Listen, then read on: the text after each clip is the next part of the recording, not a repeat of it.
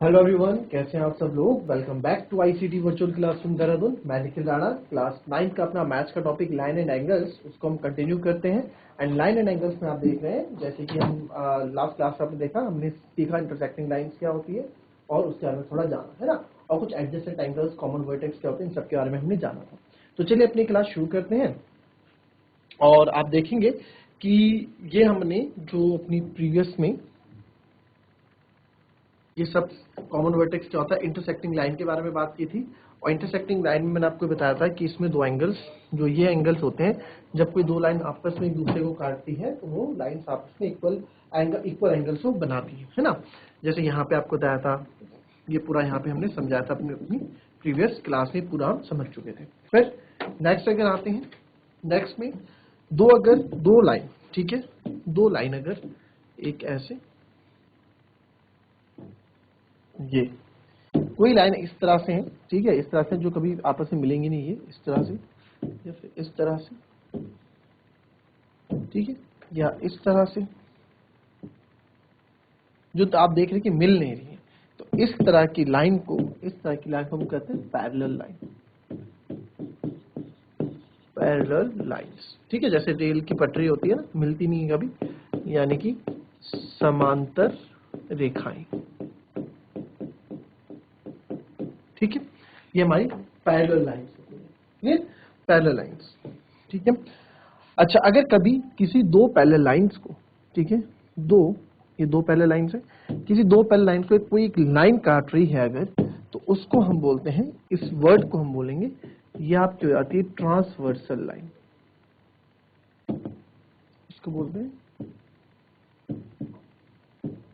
मैं जब लिखा रहा हूं तो आप भी केवल देखें, लिखने के लिए पूरा टाइम आपको मिलेगा। ट्रांसवर्सल लाइन यानी कि त्रियक रेखा, ठीक है, पूरा टाइम मिलेगा, इसको लिखें। ट्रांसवर्सल लाइन यानी कि त्रियक रेखा।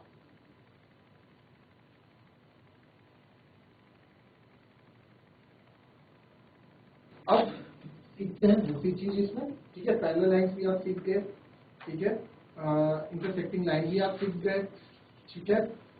कुछ एंगल्स की बात अगर मैं करूं, एक आपको रिफ्लेक्स, एक ऑब्ट्यूस एंगल भी आपको पता है, रिफ्लेक्स एंगल, थोड़ा कि रिफ्लेक्स एंगल, सप्लीमेंट्री एंगल मैंने आपको बता दिया है। सप्लीमेंट्री एंगल क्या होता है, मैंने आपको बता दिया, ठीक है। एक्यूट और ऑब्ट्यूस ये सब तो आपको पता है। थोड़ा एक एंगल जो, देखिए मैं आपको सिंपल बताता हूं, ये ठीक है। अब इसमें क्या है, एक इसमें एंगल है, देखो बाकी स्ट्रेट लाइन वगैरह हमें पता है, कुछ एंगल्स हैं जो काफी काम हमें आएंगे। तो जो एंगल्स मैं आपको यहाँ बता रहा हूँ, ये बाहर वाला एंगल, ये जो बाहर वाला एंगल है, इसको हम बोलते हैं रिफ्लेक्स एंगल, ठीक है। क्योंकि आपको पता है पूरा कंप्लीट एंगल, जो पूरा कंप्लीट एंगल होता है, इस एंगल को आप मान लो टी एंगल मान लो, ये बाहर, जैसे ये आपको एक मान लेते हैं एक एग्जांपल के लिए, ये एक्यूट एंगल है, इसको मान लो 30 डिग्री है, तो 30 डिग्री कौन सा होता है, एक्यूट एंगल, है ना। एक्यूट एंगल कौन से होंगे, 30 डिग्री एक्यूट, चलो लिख ही लो।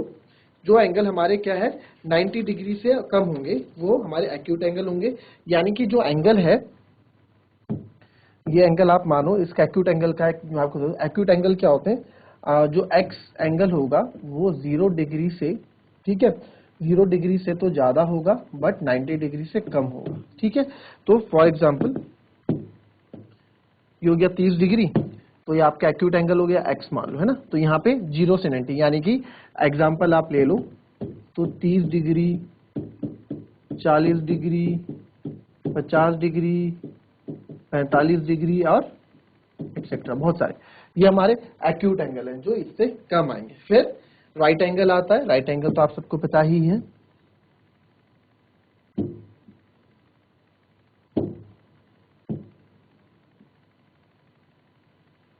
जो कि हमारा राइट एंगल,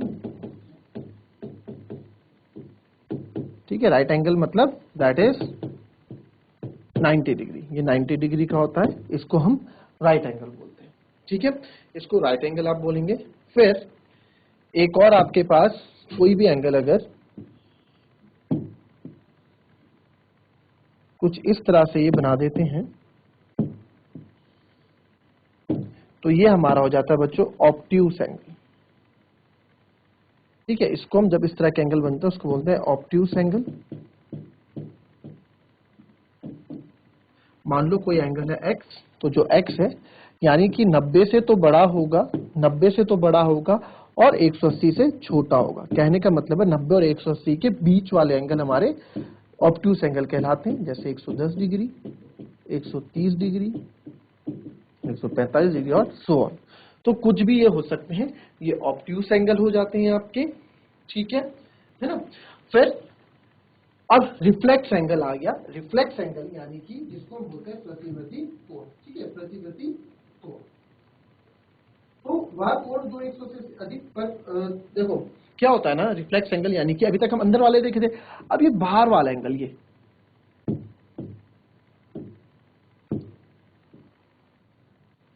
जो बाहर वाला एंगल है,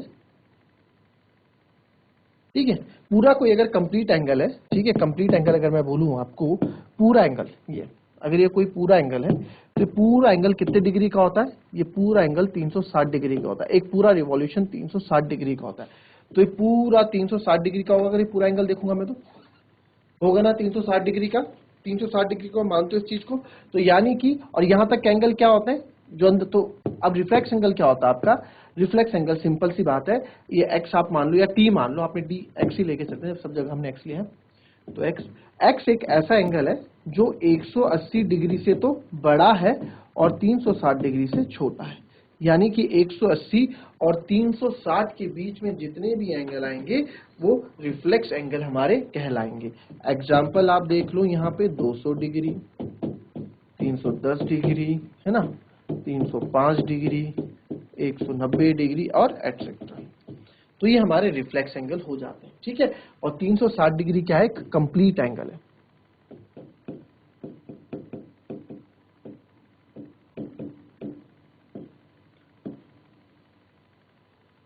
ठीक है, कंप्लीट एंगल ये जो होता है। ठीक है, ये कुछ पॉइंट्स एंगल्स के नाम थे, इसको कॉपी कर लो, फिर थोड़ा आगे और एक पॉइंट और आगे पढ़ाऊंगा।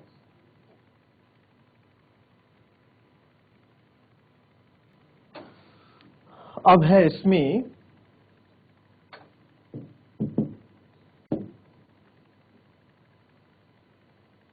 स्ट्रेट एंगल, है ना, स्ट्रेट एंगल है, ये पूरा स्ट्रेट एंगल आपका 180 डिग्री का होता है। ठीक है, इसको बोलते हैं स्ट्रेट एंगल।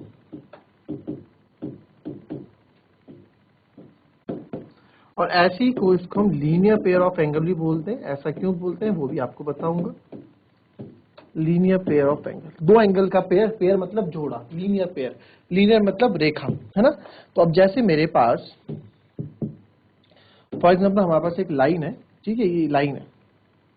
अब ये एंगल कैसे भी बन सकता है ये, ठीक है, ये एंगल 180 डिग्री का है ना, तो ये आपका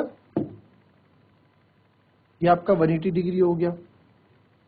ठीक है, मैं लाइन ऐसे खींच दूं तो आपका ये 180 डिग्री एंगल हो गया, इसने यहाँ 180 डिग्री बना दिया। इस लाइन को मैं आपको बिल्कुल ऐसे खींच दूं सीधी, तो ये भी 180 डिग्री हो गया। तो जितनी भी सीधी एक है स्ट्रेट एंगल, इसको हम बोलेंगे। ठीक है, अब इसमें एक चीज और आपके पास आती है, जैसे ये हमारे पास है एक लाइन, ठीक है, और इसी पे ही मैंने एक लाइन और ऐसे ड्रॉ कर दी और यहाँ पे बोल दिया कि ये एंगल है हमारे पास 60 डिग्री फॉर एग्जांपल। तो बताओ ये x जो है, ये x की वैल्यू क्या होगी, ये हमसे पूछा यहाँ पे। ठीक है, चलिए अब देखेंगे, ये 60 डिग्री हो गया, ये x है ना।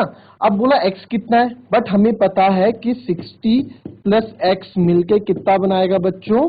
180 डिग्री बनाएगा। क्यों? क्योंकि अगर ये एंगल पूरा मिल जाएगा, ये एंगल पूरा मिल जाएगा तो 180 डिग्री होगा कि नहीं होगा? 180 डिग्री होगा ना। ये 60 डिग्री दिया गया है और ये, तो अगर ये पूरा मिल जाए तो 180 डिग्री बनेगा। क्यों?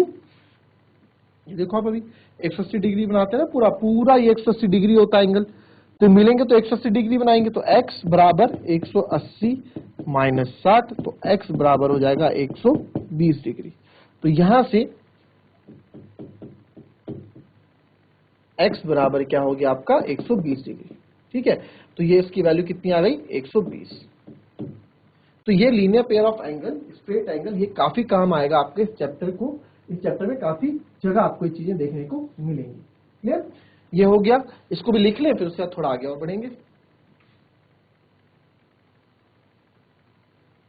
चलो, अब कुछ मेन चीजें जो हमें जाननी जरूरी है, जो काफी काम आता है। अब बच्चों कभी भी दो पैरेलल लाइंस, जैसे ये देख लेते हैं, दो पैरेलल लाइंस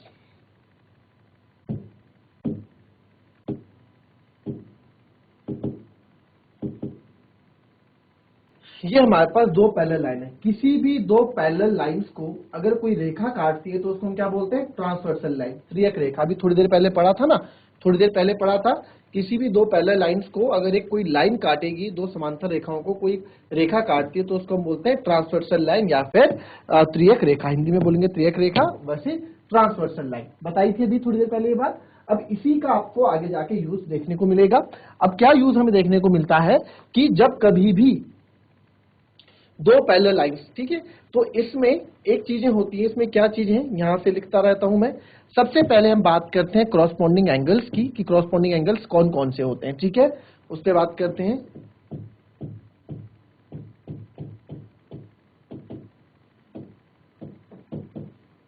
बहुत काम आएगा आगे तक मैथ्स में, तो ज्योमेट्री में बच्चों ये बहुत ही ज्यादा काम आएगा आपको, आगे तक आपके बिल्कुल हेल्प करेगा ये।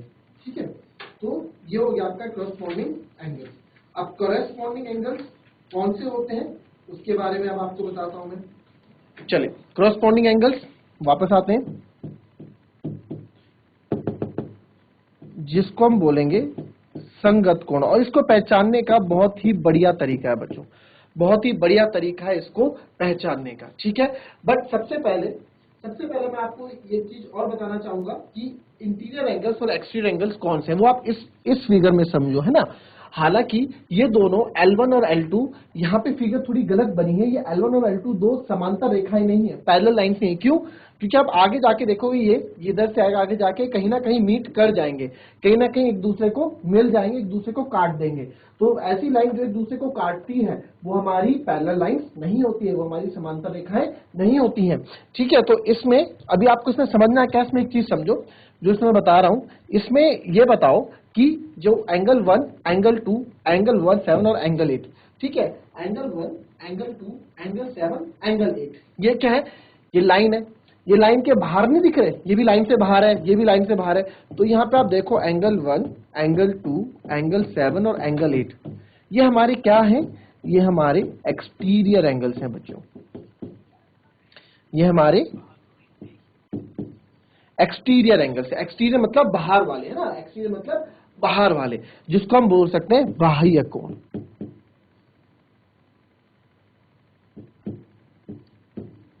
बाह्य कोण मतलब बाहर वाले कोण। देखो लाइन से बाहर है ना,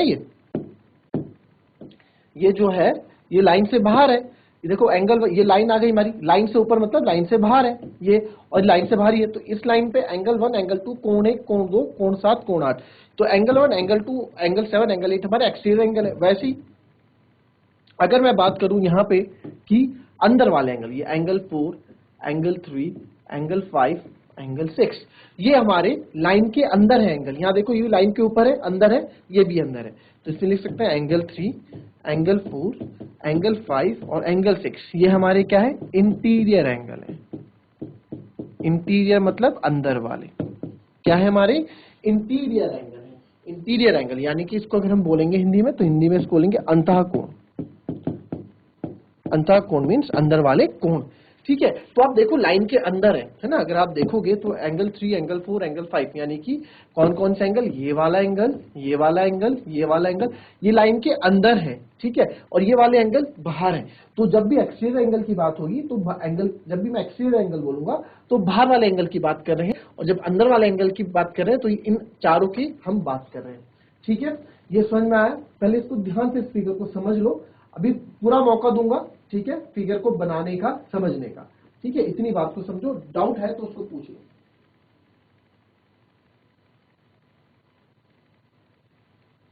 ठीक है, चलो अब आते हैं यहां पे। ठीक है, कॉरस्पॉन्डिंग एंगल्स। तो क्रॉसपोंडिंग एंगल्स को सबसे बढ़िया तरीका है क्रॉसपोंडिंग एंगल्स को याद रखने का बच्चों।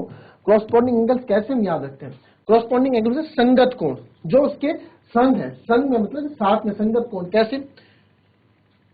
एंगल 1 एक एंगल बाहर का सेम इसी की जैसा पोजीशन देखो, जिस लाइन में, इस लाइन में इसका घर है यहाँ पे, दूसरी लाइन में उसी का घर है यहाँ पे। अब मैंने क्या किया है, यहाँ पे हमने थोड़ा फिगर में ये चेंजेस मान सकते हैं कि यहाँ पे फिगर में एक थोड़ी चेंजेस ये है कि हमने एंगल सेम दिया। चलो इसको मैं हटा के खुद ही एक फिगर बना देता हूँ आप लोगों के लिए, जो ज्यादा, हमारे पास दो पैरेलल लाइंस हैं ऐसी,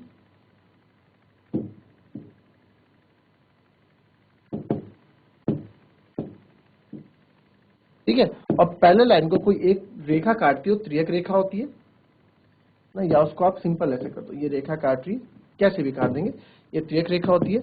इस पे नाम हम रख देते हैं, ये एंगल 1 हो गया, ये एंगल 2 हो गया, ये एंगल 3 हो गया, ये एंगल 4 हो गया, कोण 5 हो गया, 6 हो गया, ये भी एंगल 7 बना रहा है, और ये एंगल 8 बना रहा है, ठीक है। तो अब हम बात कर रहे हैं यहाँ पे क्रॉसपोंडिंग एंगल्स की, हम बात कर रहे हैं क्रॉसपोंडिंग एंगल्स की। तो सबसे पहले आपका आता है क्रॉसपोंडिंग एंगल्स।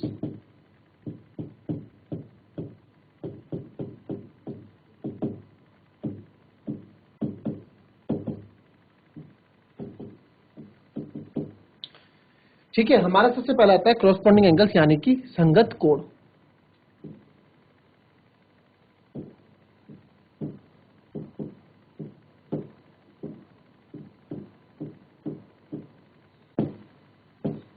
चलिए,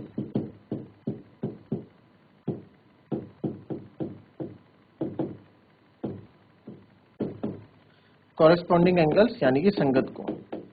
चलिए अब समझ लेते हैं फाइनली क्रॉसपोंडिंग एंगल्स क्या होता है। एक एंगल बाहर का, एक एंगल अंदर का, सिंपल सी बात है, इस तरीके से याद रखना, चीजें याद रहेंगी। कहने का मतलब क्या है, आप एंगल 1 देखो, इस लाइन के ऊपर ये जो लाइन L1 है, इसको नाम दे दो, दिस इज लाइन L1 और दिस इज लाइन L2, ठीक है।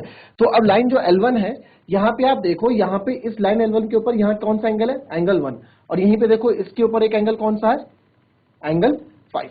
तो आप देख सकते हो कि देखो क्रॉसपोंडिंग एंगल, संगत कोण को याद रखने के दो तरीके हैं भाई। एक तो उनकी पोजीशन सेम होगी दोनों की, मतलब एक जैसे दिखते होंगे। एक जैसे दिखते होंगे का मतलब है, ये भी देखो ये भी लाइन के ऊपर है, और ये भी देखो ये भी लाइन के ऊपर है, मतलब दोनों का घर एक ही जगह है ना, एक ही तरफ है, एक ही जगह। या तो ये कैसे याद कर लो, या कैसे याद कर लो, दूसरा तरीका याद करने का यह है कि एक एंगल अंदर का इंटीरियर और एक एंगल बाहर का एक्सटीरियर। पहला एंगल एक्सटीरियर, दूसरा एंगल इंटीरियर, है ना। अब इससे पहले पढ़ाया था ना, एक बाह्य कोण, एक अंतः कोण। तो यहां देखो एंगल 1 बाह्य कोण है, एंगल 5 अंतः कोण है। तो एंगल 1 एंड एंगल 5 ये हमारे क्या है, क्रॉसपोंडिंग एंगल्स है। और साथ ही साथ ये ना इक्वल भी होते हैं, तो इनको इक्वल लिखते हैं। चलो, तो एंगल 1 बराबर एंगल 5 होगा। वैसे ही एंगल 2 किसके बराबर बन रहा है, एंगल 6 के, तो एंगल 2 बराबर एंगल 6 होगा। वैसे ही एंगल 3 और एंगल 7, और वैसे ही आपका एंगल 4 और एंगल 8। एक एंगल अंदर का, एक एंगल बाहर का, एक एंगल अंदर का, तो उसी का एंगल एक बाहर का, ठीक है। उसी की लाइन वाला एंगल हमें लेना है, दूसरा एंगल 8, ठीक है। ये लिख सकते हैं। और इसमें आप सिंपल लिख लो एंगल 1, ठीक है, एंगल 1 एंड एंगल 5, ये सब हमारे क्या क्रॉसपोंडिंग एंगल्स हैं। जोड़ा अगर बोलूं तो corresponding angle, angle 1 and angle 5, angle 2 and angle 6, angle 3 and angle 7, और वैसे ही एंगल 4 एंड एंगल 8, ठीक है। ये हमारे क्या क्रॉसपोंडिंग एंगल्स है, और ये क्या होते हैं, इक्वल भी होते हैं, बराबर भी होते हैं क्रॉसपोंडिंग एंगल्स, यानी कि संगत कोण, ठीक है। दूसरा इसमें आ जाता है, दूसरा आपका क्रॉसपोंडिंग एंगल्स क्या, दूसरा आपका आ जाएगा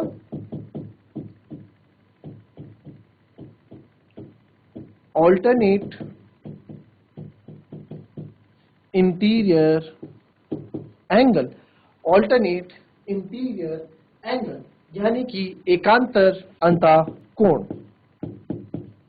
एकांतर अंतः कोण। तो ऑल्टरनेट इंटीरियर एंगल, एकांतर अंतःकोण, पहली बात आपको पता लगी कि इंटीरियर एंगल है, तो यानी कि यहां बात केवल इंटीरियर एंगल्स की हो रही होगी, यानी कि अंतःकोण की बात हो रही होगी, है ना।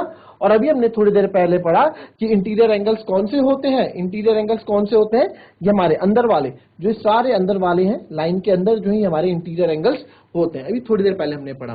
तो उसी को,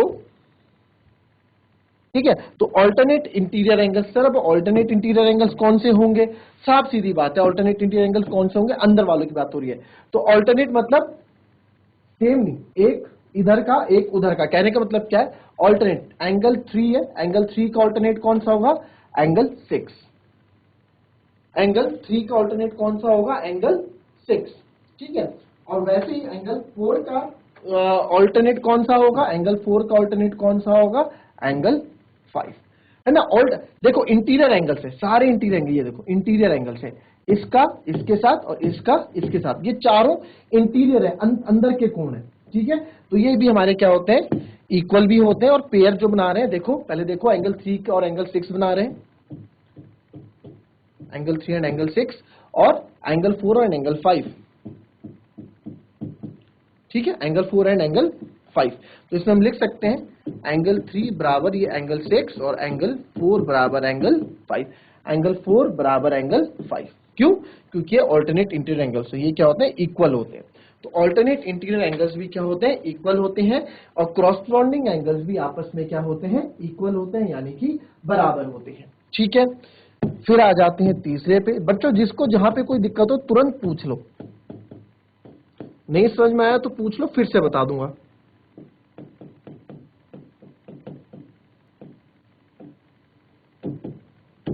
ऑल्टरनेट एक्सटीरियर एंगल्स, नाम में ही एक्सटीरियर है ना, यानी कि एकांतर बाह्य कोण, एकांतर बाह्य कोण, ठीक है, ठीक है, एकांतर बाह्य कोण। अब एकांतर बाह्य कोण का मतलब क्या है, जब ऑल्टरनेट एक्सटीरियर एंगल, जैसे ऑल्टरनेट इंटीरियर एंगल थे वैसे ही ऑल्टरनेट एक्सटीरियर एंगल भी होंगे, है ना। वैसे ही ऑल्टरनेट एक्सटीरियर, यानी एक्सटीरियर मतलब बाहर के एंगल्स की बात हो रही है, बाहर वाले एंगल्स की बात हो रही है। तो बाहर वाले एंगल्स की अगर मैं बात करूं, तो बाहर वाले कौन से एंगल्स की बात के लिए बोल रहे होंगे, बाहर के लिए हम ये वाले एंगल्स की बात, यानी ये एक्सटीरियर एंगल है, तो इनके साथ ऑल्टरनेट, ऑल्टरनेट मतलब होता है क्रॉस में, ठीक है, एक छोड़ के क्रॉस में, तो इसको छोड़ के इसके साथ होगा, तो अच्छा ये इसका बनेगा इसके साथ पेयर, तो एंगल 1 एंड एंगल 8, और एंगल 2 का बनेगा एंगल 5 के साथ बिल्कुल नहीं बन सकता, क्यों, क्योंकि इंटीरियर है, ऑल्टरनेट एक्सटीरियर एंगल, तो एंगल 2 का इसके साथ बनेगा एंगल 7 के साथ, ठीक है, क्यों, बाहर वाले एंगल्स, और ये भी आपस में क्या होते हैं, इक्वल होते हैं। तो एंगल 1 बराबर एंगल 8 होगा और एंगल 2 बराबर एंगल 7 होगा, ठीक है, ये भी लिख लिया।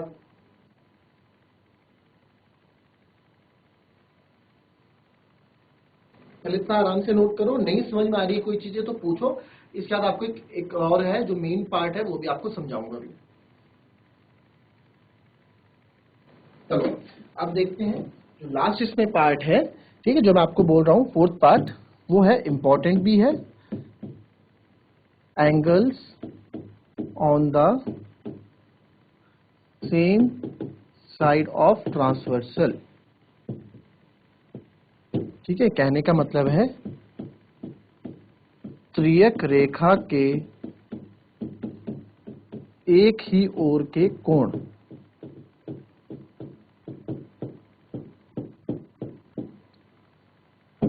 ठीक है। आओ इसे समझते हैं, बहुत सिंपल सी बात है। Angles on the same side of transversal, transversal जो लाइन होती है उसके सेम साइड, एक ही साइड के एंगल्स की बात कर रहे हैं। तो ये हमारी ट्रांसवर्सल लाइन कौन सी हो गई, ये हमारी ट्रांसवर्सल लाइन है ना, ये हमारी ट्रांसवर्सल लाइन है, जो आपको बताया था, दो पैरेलल लाइंस को जो लाइन काटती है उसको हम ट्रांसवर्सल लाइन बोलते हैं, तो ये हमारी ट्रांसवर्सल लाइन हो गई। तो इसके एक ही ओर के, इसके एक ही ओर के दो कोण की बात मैं कर रहा हूं। तो जैसे अगर मैं बोलूं angle on the same side of transversal, तो एंगल 3 और एंगल इंटीरियर, नॉट एंगल्स, इसको पूरा नहीं लिखा हमने, इसको इंटीरियर लिखो, उसके ऊपर इंटीरियर, अंदर वाले एंगल ना, बाहर वाले थोड़ा लेंगे एंगल 1, इंटीरियर एंगल्स, यानी कि त्रियक रेखा के एक ओर के अंतःकोण के अंतःकोण। तो भाई त्रियक रेखा तो हमें पता लग गई, त्रियक रेखा कौन सी है सर? त्रियक रेखा तो होगा ये वाली। तो इसी के एक ही ओर के अंतःकोण मतलब एंगल 3 और एंगल 5 की बात ये कर रहे हैं। ठीक है जी, तो यहां लिख लेते हैं, ये बात हो रही है एंगल 3 एंड एंगल 5 की। फिर अब इस तरफ देखो जी, इस तरफ क्या है सर? इधर है एंगल 4 और एंगल 6। त्रियक रेखा के एक ही ओर के कोण, त्रियक रेखा के एक ही ओर के कोण, तो इस ओर के कोण तो 3 और 5 है, और इस ओर के कोण 4 और 6। इंटीरियर एंगल्स, ये इंटीरियर भी ऊपर, ठीक है, interior angles on the same side of transversal, त्रियक रेखा के एक ही ओर के अंतःकोण। बात हो रही है एंटीरियर एंगल्स, अंतःकोणों की, तो 4 और 6। तो यहां से हो जाएंगे कौन से? Angle 4 and angle 6। ठीक है, ये हो गया। ठीक है सर, जैसे ये एंगल्स आपस में इक्वल होते थे, जैसे एंगल 8 है तो आपस में इक्वल है, 2 और 7 है तो आपस में इक्वल है, क्या ये इक्वल होते हैं? तो मैं बोलूंगा बच्चों ये इक्वल नहीं होते हैं, ये इक्वल नहीं होते, इनका एक रिलेशन बनता है। इनका रिलेशन बहुत ही जरूरी है कि इसमें क्या होता है, इसमें आप लिखते हैं कि जो ये है ना एंगल 3 प्लस एंगल, इन दोनों का जो योग होता है वो 180 डिग्री होता है।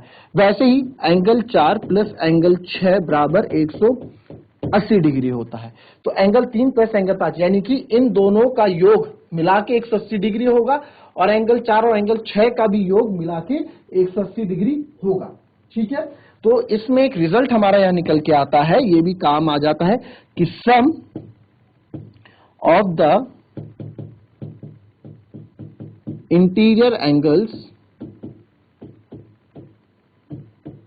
on the same side of transversal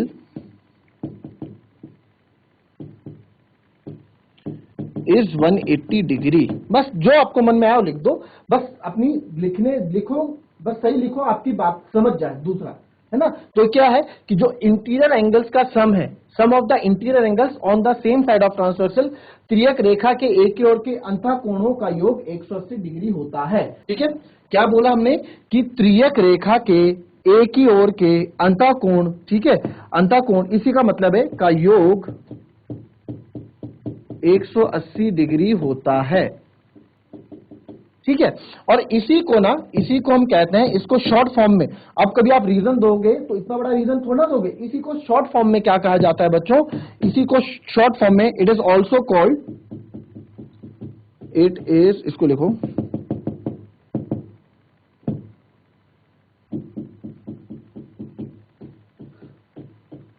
it is also called as, इसको और भी कहा जाता है, क्या कहा जाता है? को इंटीरियर एंगल, को इंटीरियर एंगल, यानी कि सह अंतःकोण। ठीक है, इसको को इंटीरियर एंगल भी कहा जाता है, इनको को इंटीरियर एंगल भी कहा जाता है। ठीक है, इनको को इंटीरियर एंगल भी कहा जाता है। ठीक है, सह अंतःकोण। तो ये था हमारा आज का बेसिक का। ठीक है, अभी आप नोट कर लेना आराम से, आपको 1 मिनट के लिए स्क्रीन में, लेक्चर के बाद स्क्रीन खोल दी जाएगी, यू हैव नोटेड डाउन। जो डाउट्स आपको इससे रिलेटेड रहते हैं वो आप कल पूछ सकते हैं। ठीक है, कल की क्लास में, अदरवाइज डाउट्स नहीं होते हैं तो हम इस पे रिलेटेड क्वेश्चंस आगे करेंगे। तो मिलते हैं आपसे कल की नेक्स्ट क्लास में, तब तक के लिए be happy, be healthy and be safe. Thank you and have a nice